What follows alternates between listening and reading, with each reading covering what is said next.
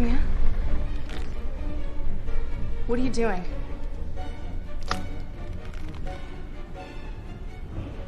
Mia, put the gun down. Put the gun down, please.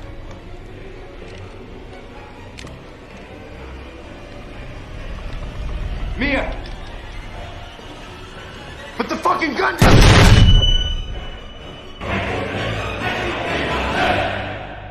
You are all going to die tonight. All right, guys. We just got done talking Scream. Now we're talking, well, what the hell, another horror.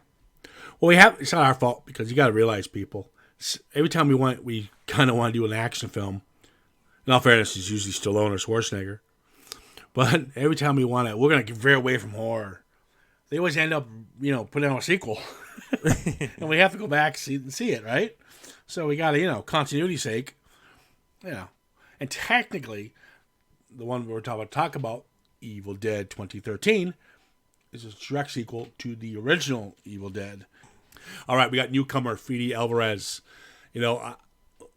Lately with horror films, I talked to Adam Wingard and Neil Marshall and all these other directors I followed who did small, independent, from Your Next to Doc Soldiers and, so forth. Horror films always introduce us to new talent. And this definitely gave us new talent. Sam Raimi discovered Fede Alvarez. So he'll see, this guy's short films, and he gave this guy a shot to take over his baby. The great thing about horror films is that horror films, especially when one does well, it introduces us to new talent. And that new talent goes on to do other things. Because sadly, the day of the directors, they're very far and few between. You don't get, the Spielbergs, the Lucases, and all these guys. Now they're just guns for hire. Yeah. So lately, though, with horror films, you're finding a resurgence of these directors getting a lot bigger careers. We talk about James Wan quite a bit, and he's a perfect example of coming from a little film called Saw, and now the guy's doing DC, but still keeping his bearings straight and going back and doing, Malignant and all these other films. I would say that there's a lot of genuine fresh talent still out there, but what the problem is the studios are repressing their visions, and the studios are calling the shots as opposed to these directors, and that's sad to me. That we're not getting. I know we are getting some coming through and stuff like Ty West, for example, James Wan you mentioned, but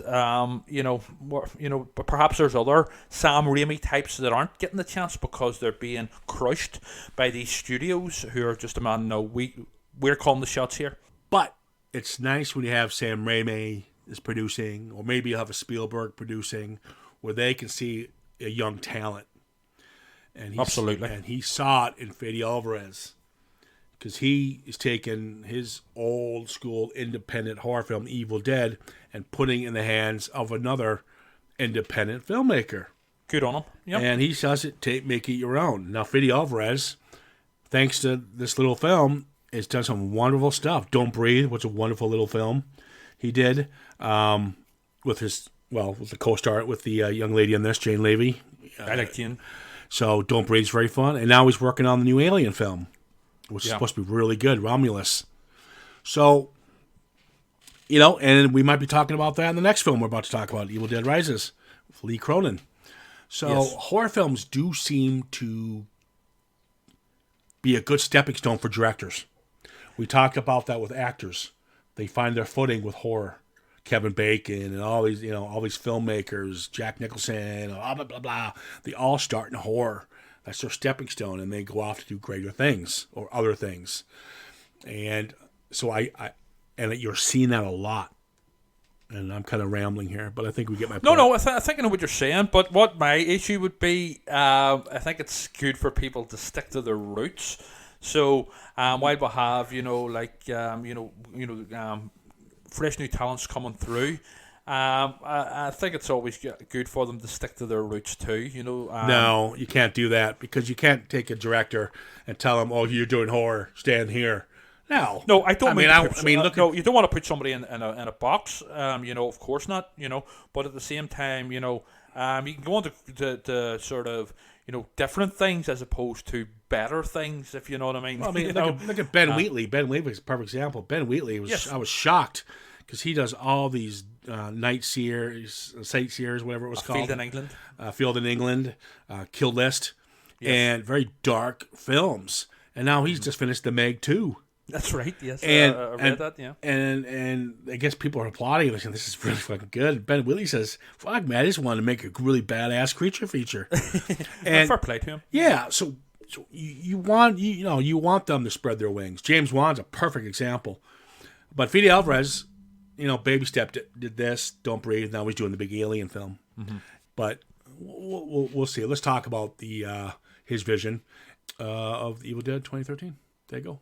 This one, the reason they say this is more of a direct sequel to Evil Dead because the Evil Dead was serious.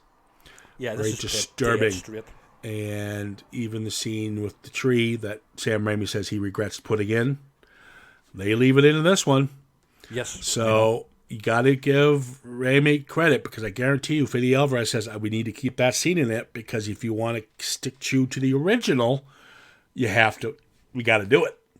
So it also adds to confirming the possession of Mia, and it's not. I mean, it's not. It's while it is. Well, I mean, it's nasty enough, but it's not. They don't go too far with it, in my opinion. You know what I mean? And I think it. You don't. It's not graphic or anything. Like so much of the rest of the film is graphic in different ways. Yeah, yeah, it's definitely graphic. So. The opening sequence alone throws you off. It's a nice little cheat. And what it allows you to do is you feel sorry for this. Within a matter of seconds, this young girl who clearly has been, victimized some way. So you're already rooting for her.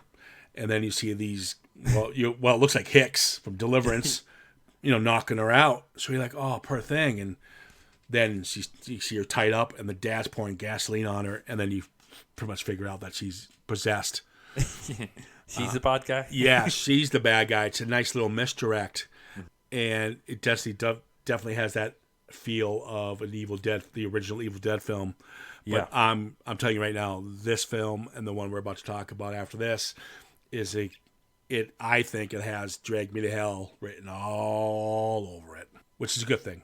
And so that's our opening. Good, brutal. Setting a child on fire. I like it.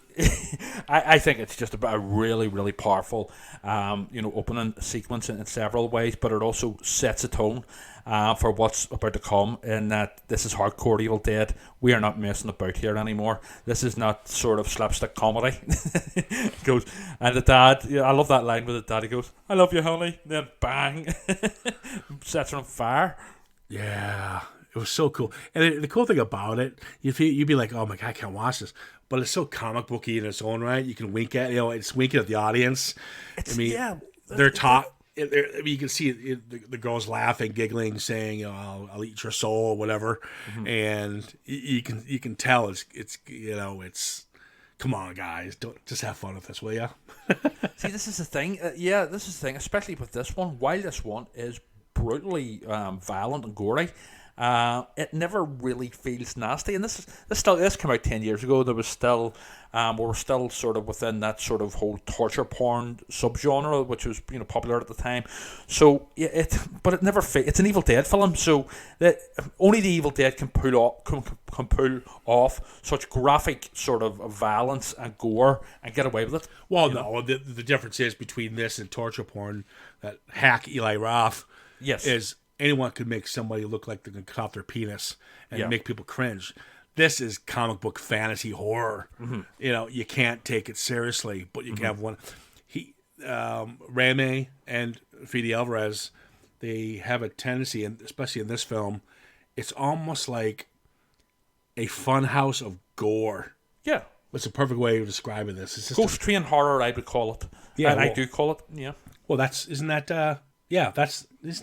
No, Ghost House. Ghost House. But to me, it's like being on a ghost train. It's like a roller coaster ride of just fun, frights, and scares. Oh, yeah. All that sort of thing. Yeah, exactly. No, Ghost House is the guys who produce this. Yes, that's right. That's Sam Raimi's company. Yeah. That's why I was getting confused there. Now, I do like the opening. The one I wasn't a big Evil Dead fan because I talked to the last in the podcast when we did Evil Dead that I saw Evil Dead 2 first. So I was looking for this tongue-in-cheek goofiness. Yes. Which we obviously didn't get. But the opening sequence I always admired with the Evil Dead. Beautiful countryside. You know, you meet these friends for just a couple of moments. You get to marinate in the beautiful countryside. And then I thought there was some homages there to The Shining with some of those shots. Yeah. You know, the beginning of The Shining? Yeah, some of the drone shots. You might be right. But I got Evil Dead out of it because the Evil Dead starts off this way. And then once you get to the cabin, dun, dun, dun, dun, you know, it's to let people know, okay, let the games begin. Yes. I do really like the stuff about addiction. That basically Mia is having her friends and her brother have brought her there to get her off the drugs again, and she's going to be going through cold turkey. So it's I really like that angle they played with it, and it completely works whenever she's becoming possessed. Well, yeah, that's the whole point. You don't know if she's. We know what's happening as the audience member, but the characters don't. They think she's just tweaking from withdrawal. Yes. And it's very fun. And when you think about it, you mentioned a second ago, like the opening sequence was Shining. This is a lot like Shining because a lot of people don't realize The Shining is really about withdrawal. Yes. Because the character of Jack's an alcoholic. Correct. And he's institutionalized. So that's what The Shining technically is about. So kind of has that little, reminiscence of The Shining. Yeah, absolutely. And it's about the whole thing. I know with the original novel, The Shining as well, it's the whole thing about, there's the supernatural horrors and demons, but then there's the personal ones of addiction. So, yeah, that stuff always works for me. Yeah, and again, we talk about minimal cast, and I like that. That's the way most films should have. So we got Mia, David, Olivia, poor Eric, and Natalie. That's it. That's all we need. And Eric... he's the dipshit who actually reads from the book, who causes all this. But come on. Are you trying to tell me if you didn't find that book, you wouldn't read from it? No, I would. I would not. Yeah, you would. You're a sick bastard. That's why. Can I just say that's why nobody wants to go like fucking hunting or something to do, and you find some fucking book. And I would read it, no problem. You'd be like, oh, what's this say? Oh, yeah. Fuck. Can I just say as well, just as a bit of an aside, I think out of all of the prop books used in the 5 films so far, this is my favourite. Oh, no. We'll get to that. Oh, no. We'll get to it. Yeah. All right. I think all the books seem to have different characters. There's always a different version of the book. And well, we'll get to that. Now, let me ask you this. Where's it? Okay, they find this book in the basement, right? Yes. This is the basement where the girl was burned. Now, technically, this is the same cabin that was the Evil Dead, or is it the same area? So, no, I believe it's the same cabin. Okay. Although there's ambiguity there, Yeah, they're going to change things up. That's fine. But 2 questions. First of all, how come every time there's a movie when a young people are going to a cabin and they live in this shithole, there's no way someone's going to live in this cabin? Well, to be fair, that is sort of explained in that whenever they first go into the cabin, this used to be the holiday house for the family. But since they hadn't been back there in a lot of years because, David and Mia's mother died and she was mentally unwell and stuff, there's quite a bit of subtext there about that as well, with what happens to Mia. But anyway, it's explained basically it's been abandoned and it's went to shit. And whenever they go into it, they were expecting it to be like it was, but it obviously wasn't. And I think David says, "Oh, teenagers must have come in here and trashed the place," and they do tie it up. To be fair. Yeah. Okay. Still a shithole. So the book they find in the basement, is that the same book that Ash? Or is that a different book? Well, see, there's quite a bit of confusion here. I don't want to go into Evil Dead Rise because it is sort of explained in Evil Dead Rise, but we'll get that. Tune into the next podcast, folks, because we'll be talking about that. Okay. And there is an explanation given in Evil Dead Rise. It's quite I missed subtle. it. I missed Yes. that. So it's quite subtle, but we'll talk about that on the next podcast. But this is I see, to be honest, this is more of a remake to me in my head, as opposed to a direct sequel. I know the director, Fede Alvarez, hope I'm pronouncing his name correctly. Alvarez, yeah, has stated that it's set in the same universe as the original. in my head canon of the series, it's not really. That's a different book. So yeah, if they were going to do that set in the same universe, they should have stuck with the same book, because that's a different fucking book. Also, you would also then ask that why, whenever Mia and David and their parents used to go there as kids to this cabin, why they didn't discover the book, or none of this crazy shit happened to them. So that's because I don't think they discovered it, because Mia. This is kind of smart part here, where Mia's going through withdrawal. Yes. And Olivia, he's kind of the nurse, says yes. her senses are going to be, up full notch. Yeah. Because she's going through withdrawal. So Mia smells blood, is what she's pretty much smelling. And that leads her, and then the dog is scratching at the carpet. So maybe they just didn't notice that the basement was there because of her. Well, it appears that in between, whenever they were like a family and used to holiday in it, and them is coming to it for the film, for the story that we're seeing, it appears that it was taken over by these, the sort of the inbred family, or we're led to believe they're like this inbred family at the beginning, and the mother, who's like some sort of white witch, so they actually hijacked the cabin as opposed to teenagers. When it's a scene of all the gore we see, because the gore is so over the top, you have a good laugh with it. Yeah. Especially with the razor blade in the tongue. But when Mia is turned and she's in the shower. Oh yeah! Oh my god! And she has it on boiling, scalding herself. See her skin popping. Yeah. And the brother David, has to grab her, get in her car, and get her to the hospital. Obviously, we know the woods aren't going to let him out. And there's a nice shot where David gets out of the car, and you just see her leaning back in the front seat, and she just gives him this little smirk. Mm-hmm. It's very faint. Yes. But God, she sells it. It's a really nice little scene. It's just saying you're fucked. Jane Levy is a brilliant actress. She's a good actress, Jane Levy. She's very talented. Like I said, she's very good in Don't Breathe, and she's a very talented comedic actress too. Yeah. This was actually her first horror. Yeah, she's still a newcomer by this point. Yeah. She had a little Suburbia or something like that. I can't remember what it was called. Comedy show in the States. She just did a musical show. Somebody's playlist. I can't remember what it was called. She's also in Castle Rock as like a young Annie Wilkes, I believe. No, that's not her. Oh no, she's not the young Annie Wilkes. Who is she in Castle Rock? I can't remember, but Annie Wilkes is played by Lizzie Kaplan. She's Jack Torrance's daughter, I believe. I can't remember Castle Rock, because sadly it was canceled. Yeah. All right, so yeah, and also we talk about directors getting discovered and finding their footing with horror. Also, we talked about my old 80s slashers, and I love my 80s slashers. But the acting now is so far up to par. I mean, the acting is so much better. Yeah, they're actually getting real actors in. Actual qualified professional actors. Now, we are missing before it would have been just your mates. we are missing the Your Doom guy. From, yeah. Per Crazy Ralph. That would be good. Have Crazy Ralph show up. Well, I mean, the original Evil Dead, that was just all Sam Raimi and Bruce Campbell's mates, Oh yeah, I know. Yeah.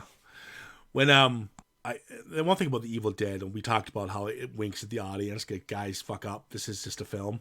Mm-hmm. When she pukes all over Olivia, and they're all like, "That's peculiar." I was like, "What the fuck?" But Eric at this point knows. Yes, I fucked up here.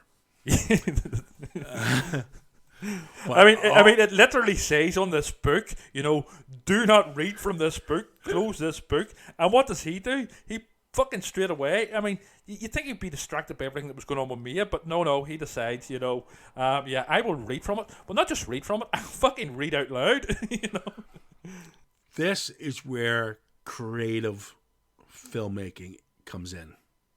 The whole film is quite well done, but I always like to use the term flash of genius. And you could be a bad director, but there's a flash of genius when you do a really good shot.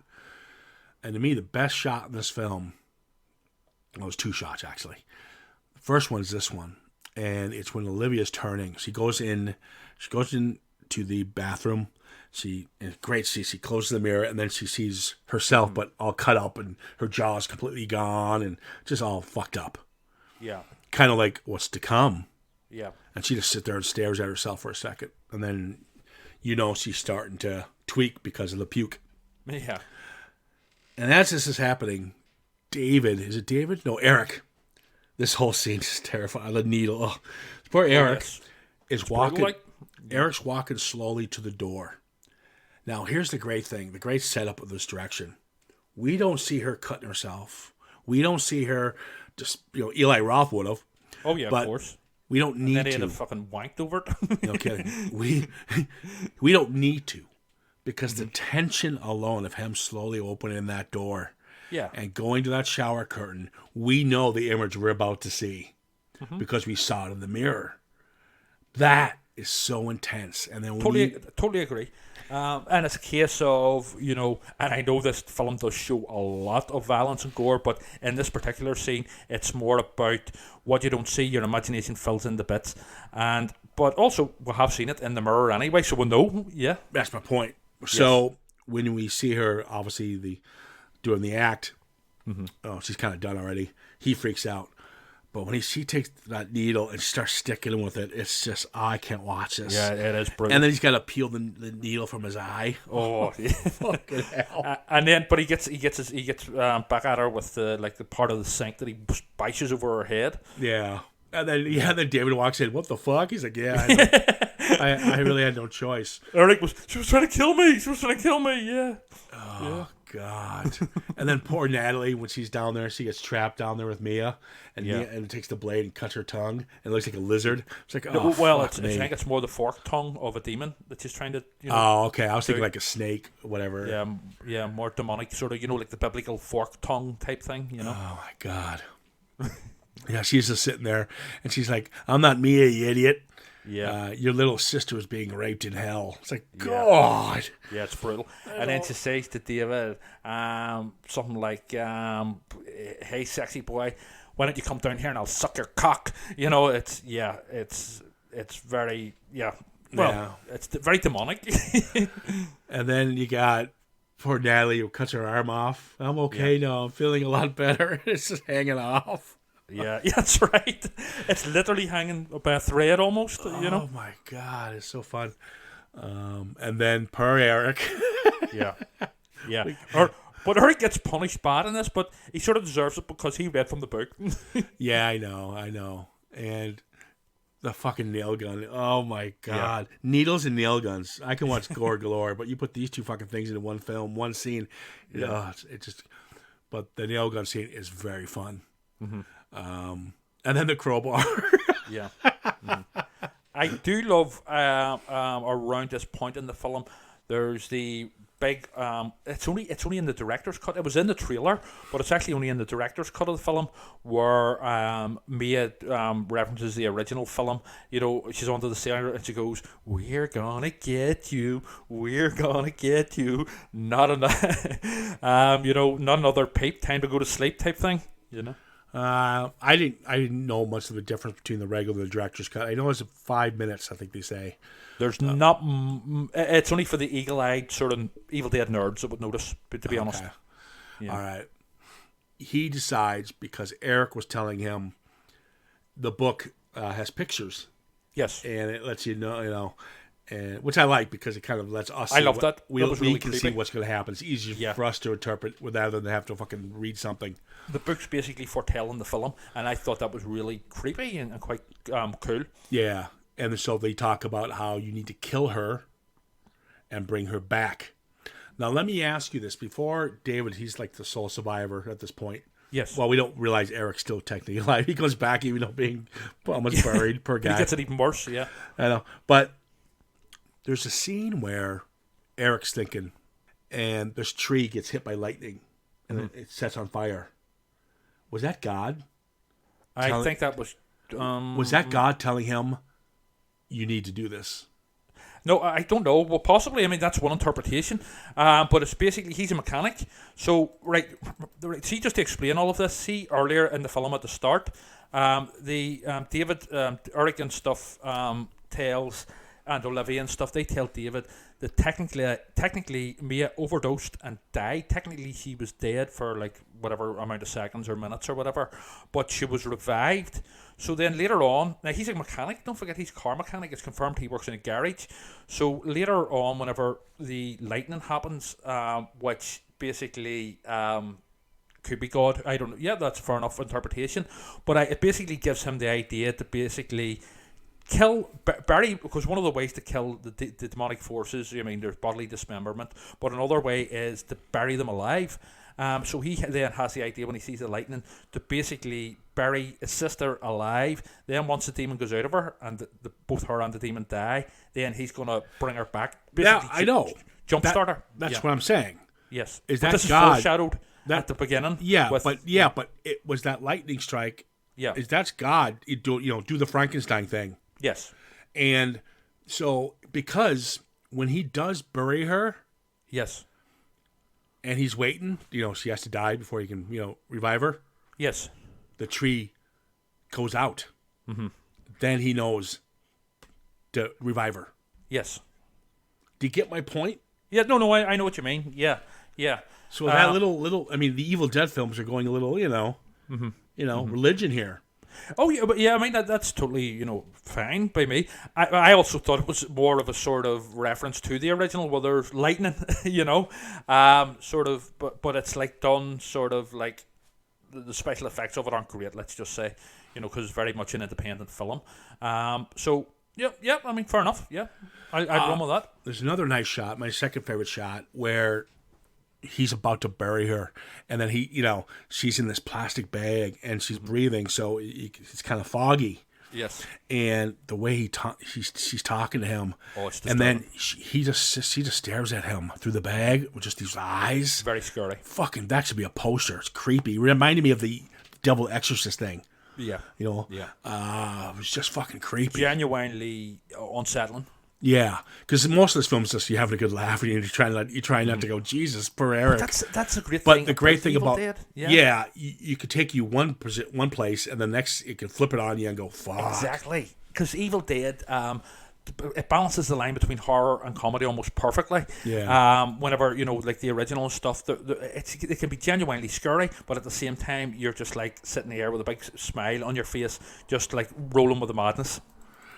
So I do like the twist when David goes back into the house and he's going to burn everything once he revives her. And then Eric's actually still alive. Poor Eric. So he kills Eric, finally. But at the same time, he knows he has to kill himself. Yes. Because Eric hit him. So he knows he's going to turn. And we see that when his body's on fire. His eyes turn monstrous, but he kicks her out and says, "Stay out of here. I have to end this." Yes, that's self-sacrifice. But I have to say, it's only actually confirmed in the director's cut that David becomes possessed, and his eyes go. Originally, because there was a lot of fans sort of picked holes in that, saying, the way it says in the book that it needs 5 souls. We're not counting the girl at the start who gets killed by her father, because too much time has passed. But basically, so it had to be confirmed. That's why his eyes going was just basically confirmation that he was actually possessed. Yeah, I kind of like that. Well, there's 2 ways you could go. I can see why they cut it. Mm-hmm. Because this way, hey, he had to kill himself anyway because he was turning. He knew it. But if he wasn't turning, it looks like more of a self-sacrifice rather than, I got to kill myself because I'm turning anyway. So the other way makes him more of a hero, I guess you could say. Yes. But also his journey is complete because there's this backstory where Mia keeps kind of throwing at him, you weren't there when Mother was dead. Yeah. Yada, yada, yada. So he kind of needed that moment, and that was his. So I can see why the director might have decided not to see him turn. Mm-hmm. Mm-hmm. Yeah, but that totally makes sense about David's story. While I love this version of The Evil Dead, on rewatching it, as you would say, through the podcast's eyes, I do have some issues with it, and one of them is actually the character of David himself, who I felt came across as a little bland, and he is certainly no Irish, Well, we don't need that. That's a different character. This is a different tone film. No, but apparently they were originally wanting to set him up as the new Ice. No, Shiloh Fernandez is his name. He's not a good. He's a very bland actor. Yeah, but you know who actually put his foot down and said no? It was Bruce Campbell. Apparently, from what I've read anyway. Yeah, because you got to have charisma and some kind of B-movie charm. Yeah. Bill Pullman, Yeah, Bill Paxton. Yes, this guy was 80s just Bill Paxton. too much of a male model, you know. So, I love the ending sequence. We got all this blood flying all over the place, and this devil woman's coming to get him. Now, The Abomination. It's coming to get Mia. This whole sequence is so fun because, first of all, she gets in this little tunnel, and I'm already claustrophobic right there. Mm-hmm. And she gets into the shed, and the zombie person's coming to get her. And then she goes into the side walls where she's throwing the machete through the wall. God. But my point is that you're getting more claustrophobic. It's getting tighter, getting in tighter and tighter. Yeah. I mean, how she can get out of this, and then of course we see the wonderful chainsaw. Absolutely. Yep. And then just destroys her. Now, was that the girl that attacked her? Was that the witch from the beginning? No, this is another issue I have with this film and have always had with this film. I find the ending, while it has some good bits with Mia and the chainsaw and stuff, there's a lot of confusion here about what exactly and who exactly the Abomination is, and it's my mind is sort of I've jumped from different things. In the book, the apparently in the original script, this is what I've read up on. At the time when this was released 10 years ago as well, the Abomination was meant to be the basically, and there's gonna be big spoilers here for Evil Dead Rise, I must say, so be warned. And we're going to talk about it in more detail in the next podcast. But the Abomination apparently in Evil Dead 2013 was meant to be all of the 4 victims, Mia's sort of friends and brother, joining together and forming this Abomination, essentially this horrible monster of them all joining together. Thing. Yes, basically. But then, for whatever reasons, maybe budgetary constraints, maybe the special effects didn't come off well, I don't know. The Abomination was basically, it's Mia's doppelganger, who she glimpses at whenever she's becoming possessed at the start. That's what the Abomination is. But it confused me because it's never properly confirmed. And at times I've thought, is that the girl from the start? Who is the Abomination? What does the Abomination represent? And yeah, but I'm pretty sort of, in my mind, I'm pretty sort of now content that it's Mia's doppelganger. But this was always one of the issues I had with this film since it was originally released. So it's not a major issue. I think it still works and stuff, but I would just would have liked. It's not a question of spelling things out for the viewer, but it's more. I would have liked more confirmation of what exactly was the point and who exactly was the Abomination. You know what they could have done? They could have, as the house is burning down, Yeah. They could have showed the book, starting to go on fire, and then the pages turn, and at the very end show what the Abomination is, and then that's when it pops out. Yeah. Yes, that would have worked. Yeah. I'm a filmmaker. On the subject of the book, I do like how at the end, when it's all wrapped up and stuff, the book basically closes and it's like reset till the next crowd of dumb fuck teenagers find it, Well, let's talk about that. I think you and I are both on board that this is a pretty solid little film. Yes. Can I just say as well, just as well, the most the scene that makes me wince the most is when Mia's arm is trapped under the car. Oh yeah. It's just because you don't have a weapon to do anything. You just got to pull it off. Oh, she rips her own hand off basically, and then she does an ice and sticks a chainsaw on it and kills the Abomination. This has got a lot going for it, and Yes. I think the gore, but it knows when to wink at you. But at the same time, it can scare the fuck out of you. Mm-hmm. It could disturb you, and then you can have a nice laugh 10 seconds later. This Is a genuinely scary film. It's a roller coaster of horror. Yes. Giving you all elements of horror, and it's definitely good fun. And for this guy's first massive outing, kudos. Yeah. And I can't wait to see what he does with the Alien film. Yeah. So I'm looking forward to that. Next up, guys, we're going to talk the massive underdog story, The Evil Dead Rises. I'll explain more of that in the next podcast. Listen, guys, thank you so much. You can give us a shout at citizenframe_podcast. And, of course, on Facebook. We're going to wrap this one up, as we always do, in my normal fashion. Just taking my time. Chilling. All right, I'm losing it. All right, guys. Chat soon.